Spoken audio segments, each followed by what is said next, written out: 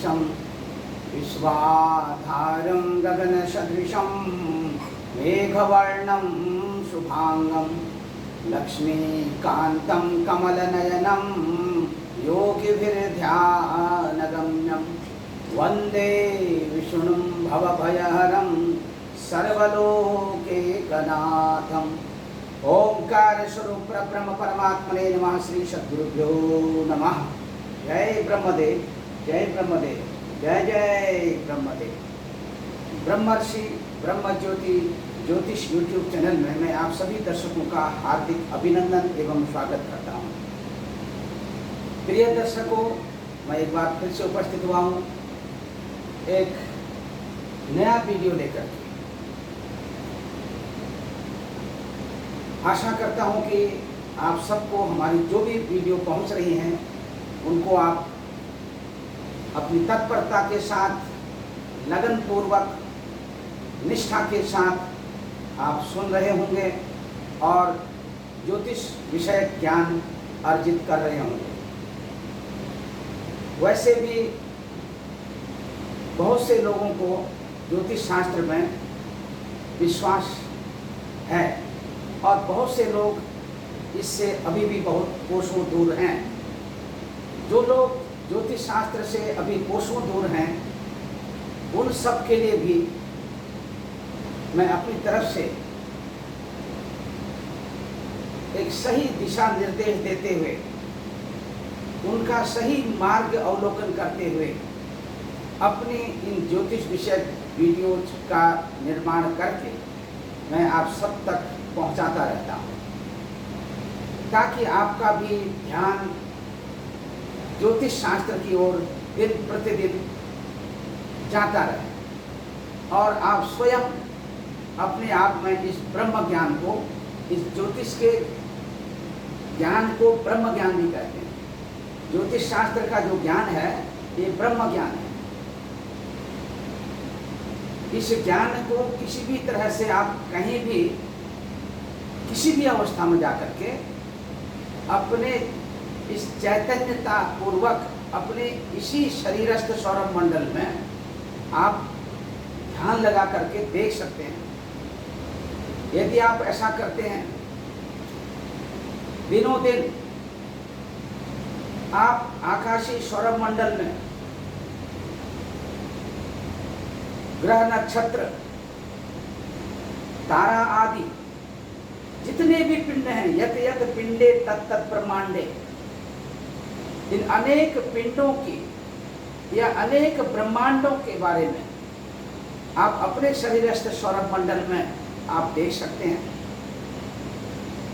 कि कहाँ कहाँ कौन कौन सी घटनाएं होने वाली हैं। ये तो बहुत एक सरल तरीका है ध्यान मार्ग का, योग मार्ग का, ग्रह नक्षत्रों की गति को समझने का। अपने ही शरीरस्थ सौरभ मंडल में आप देख सकते हैं, जैसे कि हमारे प्राचीन ऋषि मुनियों के अंदर ये प्रतिभा थी, ये शक्तियाँ थी, और अब ध्यानस्थ होकर के अपने शरीरस्थ सौरभ मंडल में, आकाशीय सौरभ मंडल में होने वाली ग्रह नक्षत्रादिकों के मेल से जो भी शुभाशुभ घटनाएं इस भूमंडल में घटित होती थी, हमारे ऋषि मुनि लोग उसे अपने शरीरस्थ सौरभ मंडल में अपने ध्यानावस्था में जाकर के सूक्ष्म से सूक्ष्म प्रक्रिया को अपना करके सब कुछ देख लेते थे। उसी के आधार पर हमारे ऋषि मुनियों ने, हमारे आचार्यों ने इस ज्योतिष शास्त्र को एक नया मूर्त रूप देकर के हम सब तक पहुंचाया है। तो दर्शकों, आकाशीय सौरभ मंडल की तरफ एक खुले मैदान में जाकर के आप आकाशीय सौरभ मंडल की तरफ स्वच्छ एवं निर्मल आकाश में रात्रि के काल में, जिस समय में चंद्र देवता अपने देदीप्यमान होकर के अपनी रश्मियों के द्वारा संपूर्ण भूमंडल को अपनी शीतल रश्मियों के द्वारा आच्छादित किए रहते हैं, और जिस समय आकाशीय सौरभ मंडल में टिमटिमाते हुए तारे आपको अपनी आंखों के द्वारा इस खुले गगन मंडल में नजर आते हैं। उस स्थिति को जब आप स्वयं देखते हैं या हम भी देखते हैं तो हमारे दृश्य पटल में, हमारे स्वभाव में, हमारे मस्तिष्क में तमाम तरह की एक कल्पनाएं जिनको हम मूर्त रूप देकर के उनको साकार कर देते हैं, वो कल्पनाएं जिनमें हम खो जाते हैं कि सचमुच वह परमेश्वर, वह पिता परमेश्वर, वो ब्रह्म, जिस ब्रह्म के द्वारा ये अपार ज्ञान जो है ये हमें प्राप्त हुआ है, हमारे ऋषि मुनियों को प्राप्त हुआ है, हम तक पहुंचा है। तो उस परमेश्वर के लिए हम बारंबार प्रणाम करते हैं, उस परमेश्वर के चरणों में हम कोटि कोटि प्रणाम करते हैं। ये उसी ईश्वर की देन है जिसके द्वारा समस्त भूमंडल पर होने वाली शुभाशुभ घटनाओं का सरलता पूर्वक हम अपने इस शरीरस्थ सौरभ मंडल में ही देख करके भी पता लगा लेते कि कौन सी घटना कब घटने वाली है, कौन सी स्थिति कब बनने वाली है और किस तरह की स्थितियां बनने जा रही हैं हमारे इस भूमंडल पर, उसका क्या प्रभाव पड़ने वाला है हमारे भूमंडल पर स्थित निवास कर रहे प्राणियों पर। उसमें भी सभी जीव जंतुओं प्राणियों पर सदा उस पिता परमेश्वर की एक समान दृष्टि रहती है। उस समान दृष्टि के रहते हुए भी जो मानव जीवन है, जो मनुष्य है, वह एक समझदार प्राणी है। और मनुष्य समझदार प्राणी होते हुए भी वो क्यों नहीं अपने बारे में, अपने समाज के बारे में, इन ग्रह नक्षत्रों के द्वारा होने वाले जितने भी शुभ अथवा अशुभ जो घटनाएं हैं उन घटनाओं का अवलोकन करके एक एक क्षण क्षण की जानकारी प्राप्त करके वो सब कुछ ज्ञान प्राप्त करके सभी का कल्याण कर सकते हैं, सभी का मार्गदर्शन कर सकते हैं। धन्य है वो परमात्मा, धन्य है वो ईश्वर, धन्य है वो ब्रह्म, धन्य है वो पिता परमेश्वर, जिसके विषय में कि हम कह सकते हैं अणोरणीयान महतो महीयान। वह पिता परमेश्वर वो सूक्ष्म से सूक्ष्म अब बड़े से बड़ा, इतना बड़ा जिसे आप अपनी आंखों से, अपने दृश्य पटल से देख सकते हैं। और वही पिता परमेश्वर सूक्ष्म से सूक्ष्म रूप धारण करके हम सबके हृदय में निवास करता है, हम सबको वो ज्ञान देता है। अब देखिए दर्शकों, हमारा आपको समझाने का एक तरीका है यह, आप स्वयं अपनी जन्म पत्रिका को उठाइए, देखिए, समझिए, अपना आत्मज्ञान जागृत करिए।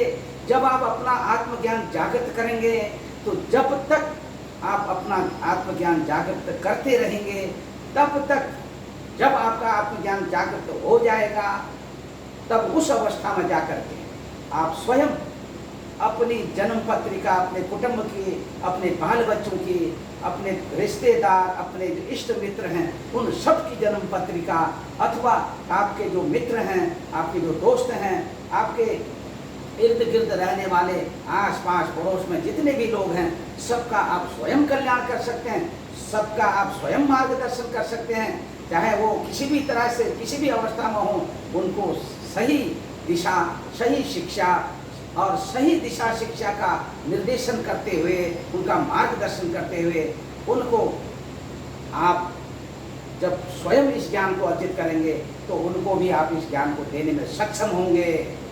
तो दर्शकों, बिल्कुल मत घबराइए, मैं हूं ना आपके साथ। मैं जो आपके साथ जुड़ा हूँ इस YouTube चैनल के माध्यम से, ब्रह्म ज्योति ज्योतिष YouTube चैनल के माध्यम से मैं जो आपके साथ जुड़ा हूँ, आप बिल्कुल निष्फिक्र रहिए। आप हमसे प्रश्न करिए, हमसे पूछिए। यदि कहीं पर आप भटक रहे हैं तो मैं आपका मार्गदर्शन करूंगा। आप अपनी जन्म पत्रिका उठा लीजिए। आज मेरा जो चैप्टर है ये उन लोगों के लिए जिनकी जन्म पत्रिका में आकाशीय सौरभ मंडल कि इन 12 राशियों की स्थिति को देख लीजिए। मेष राशि से लेकर के, मेष राशि से लेकर मीन राशि तक, ये मेष, वृषभ, मिथुन, कर्क, सिंह, कन्या, तुला, वृश्चिक, धनु, मकर, कुंभ, मीन, मेष। ये देखिए मेष राशि। अब ये जो प्रथम भाव है, ये द्वितीय भाव, अब ये भाव भी कहते हैं, प्रथम भाव, द्वितीय भाव, और ये पराक्रम स्थान को तृतीय भाव कहते हैं। ये सुख स्थान को चतुर्थ भाव कहते हैं, ये चतुर्थ भाव। लेकिन पंचम ये सुख स्थान है, ये संतान का भाव है, पांचवा भाव, पंचम स्थान। इसी तरह से ये जो है शत्रु का भाव है, ये जामित्र भाव कहते हैं, पति एवं पत्नी। और ये यहाँ से अष्टम स्थान से जिस किसी का भी जब अंत का समय आता है, उसके अंत के समय उसकी स्थिति का ज्ञान करना और ये सब चीज़ें, उसके आयु का निर्णय करना, ये सब भाव, ये धर्म का स्थान है। और ये जो है आपका कर्म का स्थान है, कर्म भाव, ये लाभ भाव, और ये व्यय भाव यानी खर्च का भाव। दर्शकों, इस तरह से इन भावों में जो ग्रहों का कॉम्बिनेशन बना रहता है आपकी जन्म पत्रिका में, उस कॉम्बिनेशन के आधार पर और ग्रहों की डिग्री के आधार पर, और जिस स्थान में जिस किसी का भी पूरे भूमंडल में किसी भी देश में, उस देश के पर्टिकुलर स्थान में जहाँ पर भी जिसका जन्म हुआ हो, वहाँ के लेटीट्यूड और लॉन्गिट्यूड के आधार पर जो हम जन्म पत्रिका का निर्माण करते हैं, उस जन्म पत्रिका का निर्माण करने के तत्पश्चात ही हम एक निर्णय पर जाते हैं। और तब हम ग्रहों का यहाँ पर इन 12 भावों में जो जिस राशि में जो ग्रह उस समय ट्रांजिट करता है, जिस समय उसका जन्म होता है, उस समय जो ग्रह जो है हमें जिस स्थिति में, जितने डिग्री में, और उस जितनी कला, जितनी विकला, जितनी प्रतिविकला में वो एक्यूरेट रहता है, वही स्थिति को हम यहाँ दर्शाते हैं। जन्म जहाँ भी हुआ वहाँ की कुंडली का निर्माण करते हैं, वहाँ की कुंडली, वहाँ का देश, देशांतर सब निकाल करके, देशों का देशांतर निकाल करके जन्म पत्रिका का निर्माण करते हैं। और उस जन्म पत्रिका के आधार पर ही महादशा, अंतरदशा, प्रतंतर दशा, सूक्ष्म दशा आदि दशाओं का निर्माण करके, इसके साथ दशा के साथ, अंतरदशाओं के साथ, महादशा के साथ, महादशा और अंतरदशा, और इसी के साथ प्रत्यंतर दशा, सूक्ष्म दशा, प्राण दशा आदि के साथ इसका, इन ग्रहों का कॉम्बिनेशन करें जो ग्रह कुंडली विद्यमान रहते हैं, तभी हम एक निर्णय तक जाते हैं। उसके अंतर्गत और भी तमाम जो षोडश वर्ग कुंडलियाँ वगैरह होती हैं, उनका भी निर्माण करते हुए हम उन कुंडलियों का, आपके मुख्य कुंडली जो होती है, जो जिसको आप जन्म कुंडली कहते हैं, उस कुंडली के साथ उन ग्रहों को तत्त आगे को अन्य कुंडलियों का निर्माण करके सूक्ष्म से सूक्ष्मता तक जा करके तब हम आपके भविष्य फल का कथन करते हैं। तो दर्शकों, आज जो हमारा चैप्टर है, आप देख लीजिए, आपकी मेष लग्न हो और मेष लग्न में यहाँ पर प्रथम भाव में, मेष लग्न में यहाँ पर भगवान सूर्य देवता आपकी कुंडली में विराजमान हो और इनके साथ में वाम देवता भी विराजमान हो, मंगल देवता। बस, बाकी तो मैंने आपको एक भाव समझाए। हम आज आपको समझा रहे हैं प्रथम भाव में मेष राशि आपकी विद्यमान हो, अर्थात ये सोच लीजिए कि आपका जो जन्मकालिक लग्न होगा वो मेष लग्न होगा, और मेष लग्न में भगवान सूर्य देवता और भौम देवता ये दोनों विराजमान हों। निश्चित तौर पर आप अपना इन दो ग्रहों का कॉम्बिनेशन देखते हुए अपने बारे में अथवा आपके कुटुंब परिवार में जिन लोगों की कुंडली में इस तरह की स्थिति हो उनके बारे में आप जानकारी स्वयं प्राप्त कर सकते हैं। लेकिन उससे पहले आपको दिशा निर्देश लेना बहुत जरूरी है। अपने गुरु के बताए हुए मार्ग पर चलना बहुत जरूरी है। जब तक गुरु की कृपा नहीं होती है तब तक शिक्षा और दीक्षा अपने स्वयं के प्रयास से भी विफल हो जाती है। गुरु की कृपा, गुरु का आशीर्वाद भी बहुत जरूरी है इसमें। इसीलिए आपका प्रयास हमारा आशीर्वाद। आप सबके साथ आप जरूर देखिए सूर्य देवता भौम देवता का कॉम्बिनेशन आपके लग्न में। यहाँ पर देखिए ये सूर्य और भौम देवता का जो कॉम्बिनेशन है आपकी कुंडली में एक बहुत बड़ा राजयोग बना रहा है। इन दोनों का कॉम्बिनेशन जिस किसी भी जातक की कुंडली में, चाहे वो मेल हो चाहे फीमेल हो, उनकी कुंडली में अगर ये योग है लग्न में तो निश्चित तौर पर एक महाराज योग बनता है। महाराज योग। अब ये महाराज योग कैसे बन रहा है? अद्भुत अखंड साम्राज्य वाला योग। देखिए अखंड साम्राज्य, अखंड साम्राज्य योग ये किस तरह से बन रहा है यहाँ पर देख लीजिए। वैसे तो सामान्य सूर्य का जो फल है, अकेले सूर्य का, हमने इससे पहले अपनी वीडियो भेजी है, बहुत अच्छी तरह से लोगों ने उसको समझा है और बहुत लोगों ने उसे लाइक किया है, आप वो भी देख सकते हैं। लेकिन यहाँ पर देखिए सूर्य और भौम दो देवताओं का कॉम्बिनेशन, यहाँ पर दोनों ये जो है ये दोनों ग्रह आपके लग्न राशि में दोनों मित्र ग्रह हैं। ये सूर्य और भौम देवता दोनों की मित्रता है आपस में, और यहाँ पर अखंड साम्राज्य योग की उपलब्धि हो रही है। ये अखंड साम्राज्य योग जो है, ये अखंड साम्राज्य योग जिनकी कुंडली में विद्यमान होगा, निश्चित तौर पर आप देखिए कि आप अपने लाइफ में, अपने लाइफ के मध्यम भाग में, यानी मध्य भाग अर्थात 25 वर्ष के बाद और 40 वर्ष के अंतर्गत का जो क्षेत्र है वहाँ पर ये अखंड साम्राज्य योग आपको माला माल कर देगा। ये देख लीजिए। उससे पहले आपकी शिक्षा, आपकी दीक्षा और आपका पठन पाठन, उस अवस्था तक जब तक कि आप पढ़ाई कर रहे हैं वहाँ पर भी आपकी बहुत बड़ी, यहाँ पर सूर्य और भौम देवता का बहुत बड़ी उपलब्धि आपको कराएगा। बहुत तत्परता के साथ आपका हर एक काम जो है, चाहे वो कितना ही कठिन हो, उस काम को करने में आप जो है, इस तरह के जो जातक होते हैं उनको किसी भी तरह का कोई ऐसा कार्य, चाहे कितना भी कठिन से कठिन हो, वो कठिन नहीं लगता है। तो दर्शकों अब फिर से देखिए, यहाँ पर सूर्य देवता जो है मेष राशि में, भगवान सूर्य देवता जो है अपने एग्जाल्टेशन उस साइन में होते हैं, यानी उच्च राशि के होते हैं। ये देखिए एक तो उच्च राशि में, एक भौम देवता जो है ये अपने लग्न में अपनी राशि में, भौम देवता की अपनी राशि है, सूर्य देवता की ये उच्च की राशि है, और ये दोनों मित्र ग्रह हैं आपस में।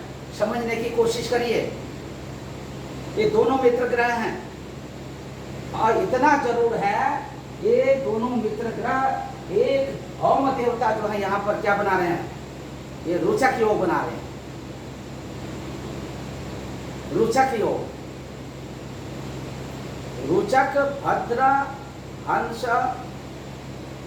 मालव्य और शश, मंगल देवता, बुध देवता, गुरु देवता, शुक्र देवता और शनि देवता, इन पांचों देवताओं से, यानी कि भौम देवता, बुध देवता, गुरु देवता, शुक्र देवता और शनि देवता, ये देखिए इन पांचों देवताओं के इस कॉम्बिनेशन से चाहे वो अपने जो बीच के जो केंद्र स्थान जिनको कहते हैं सेंट्रल हाउस, यहाँ पर यहाँ हो, यहाँ हो, यहाँ हो, यहाँ हो, इनमें अपनी स्वराशि में, स्वराशि का मतलब हो गया अपने स्व माने अपना, अपने क्षेत्र में, अपने घर में क्रमशः ये अपने अपने घर में अपनी राशि के बैठे हों, या अपनी उच्च राशि के बैठे हों, या अपने उच्चांश में हों, परमोच्चांश में हों, तो ये निश्चित तौर पर इस तरह से मंगल देवता जो है ये रोचक योग बनाते हैं, ये रोचक योग कहते हैं। ये रोचक बुध देवता बनाते हैं भद्र, गुरु देवता बनाते हैं आपके हंस योग, शुक्र देवता बनाते हैं आपके मालव्य योग, और ये शनि देवता बनाते हैं शश योग। रोचक योग, भद्र योग, रोचक योग, बुध से देखिए भद्र योग, गुरु से हंस योग, शुक्र से मालव्य योग, और शनि से जो है ये शश योग।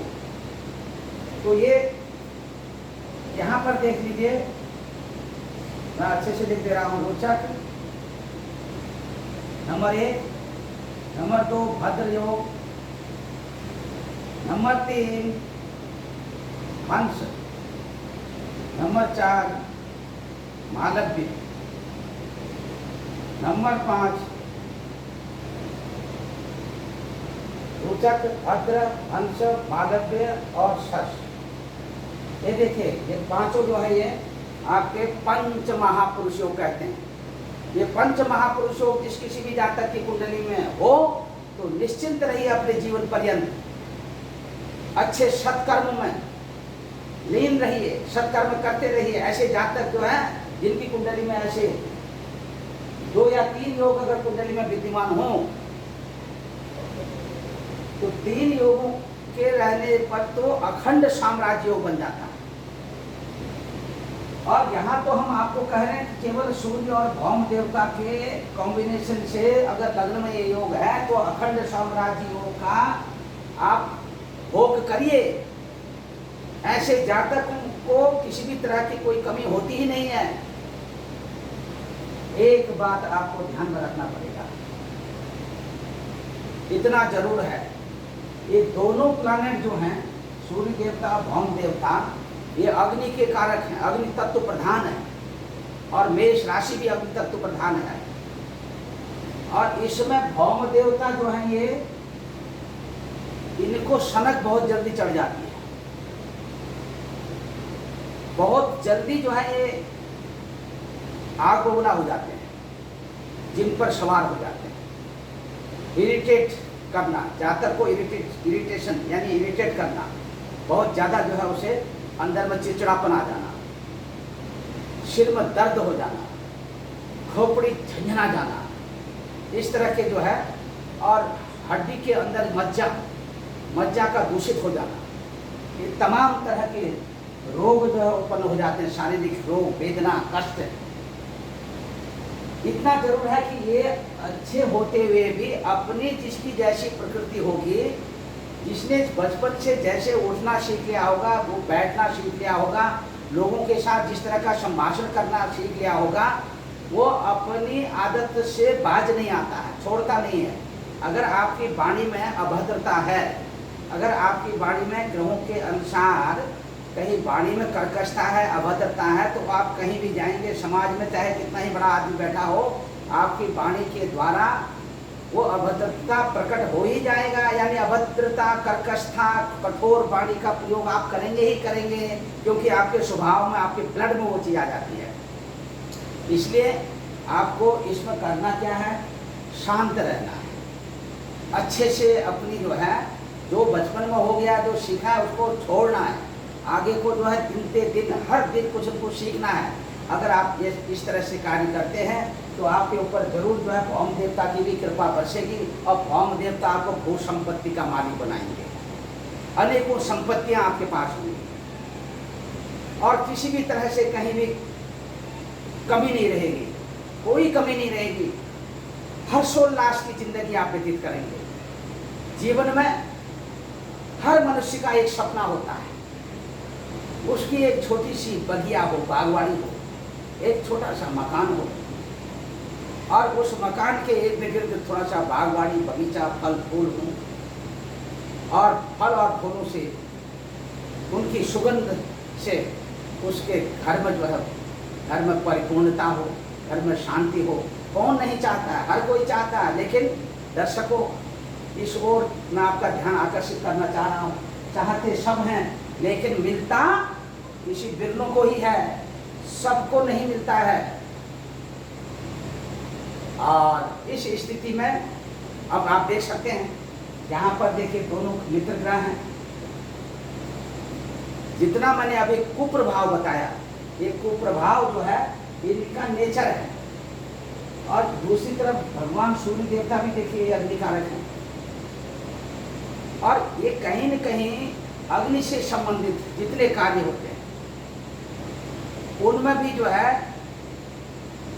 व्यक्ति का ध्यान उस ओर आकर्षित करवाता है, व्यक्ति का ध्यान उस ओर मोड़ते हैं। और उस आजीविका से, जहाँ से अग्नि का संचालन होता है, चाहे वो बिजली हो, चाहे इससे अग्नि से संबंधित चाहे जो भी फायर एलिमेंट जो कहते हैं, उस ओर जो है उनका आकर्षण होता है। और उसी तरफ प्रशासनिक चाहे कंट्रोल हो उनका, चाहे वो एज ए इंजीनियरिंग उनका कंट्रोल हो, चाहे एज ए वर्कर उनका कंट्रोल हो, इस क्षेत्र की तरफ। और दूसरा राजनीतिक क्षेत्र की तरफ। राजनीतिक क्षेत्र में इनकी दक्षता होती है, पॉलिटिकल पर्सन होते हैं ये, बहुत माने जाने।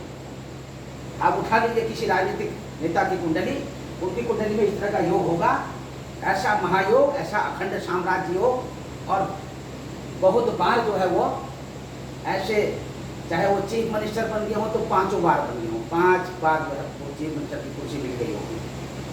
और उसके बाद नहीं भी मिली होगी तो 1-2 बार तो उनके मतलब मिलना ही मिलना है।